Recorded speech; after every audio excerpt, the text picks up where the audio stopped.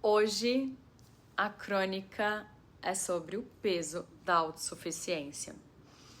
Em algumas conversas que eu tive com a minha mãe ao longo do tempo, eu lembro de uma frase que ela repetiu algumas vezes e que à época me soava quase como um elogio. Abre aspas. Minha maior tranquilidade em relação a você também é a minha maior preocupação.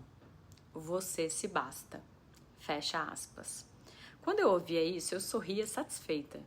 Eu me basto, sempre me basto. De fato, isso me poupou dores, decepções e muitas expectativas frustradas. Me ensinou a ser prática, resiliente, independente. Foi um presente que eu recebi dos meus pais e que eu agradeço até hoje. Mas como todo presente, ele veio acompanhado de um peso que eu só conseguiria enxergar anos depois de ter entregado a minha vida a Jesus. A questão nunca foi o que eu tinha, mas sim quanto disso eu acumulava. O problema? O excesso. O excesso de autossuficiência pode se transformar em arrogância, em uma vida sem laços resistentes. O que eu via na época como uma força, minha mãe via como um risco. A facilidade em seguir em frente, em trocar, em substituir relações, sentimentos e crenças. Quando algo não me servia mais, eu seguia sem olhar para trás. Nós vivemos na era do eu. Proteja-se, promova-se, preserve-se, divirta-se, conforte-se, cuide-se. Tudo gira em torno do nosso próprio bem-estar. Mas aí vem Jesus, vem e diz, abre aspas, negue-se a si mesmo, tome a sua cruz e siga-me. Fecha aspas. Um convite à renúncia, não à autoafirmação. E isso me incomodava. Nós somos seres pecaminosos, inclinados em favor de nós mesmos.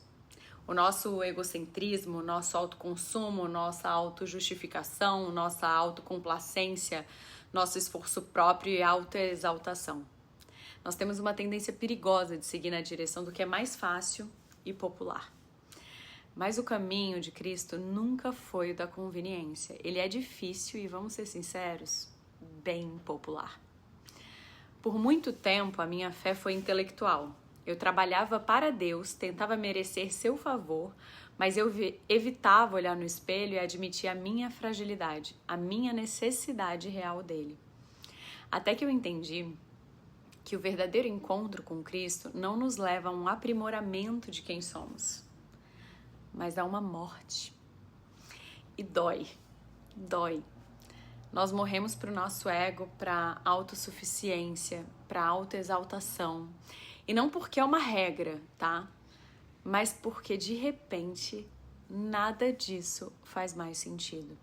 Nossa mente muda, nossos desejos mudam, nossas prioridades mudam, nossos relacionamentos mudam. O que antes amávamos, passamos a não gostar mais. A nossa razão para viver muda. Porque o ego, ele não é mais o nosso Deus. E nada disso é uma obrigação instituída, tá? Mas sim um enorme prazer. Jesus, ele merece mais do que a nossa crença intelectual. Ele merece um coração que reconhece sua total dependência. E hoje eu entendo a frase da minha mãe. Eu vejo muito além da preocupação. Eu vejo o amor de quem já sabia que um dia eu descobriria que me bastar nunca foi o objetivo. O propósito sempre foi pertencer. No fim, não é como o mundo diz que é, mas como Jesus diz que é para ser.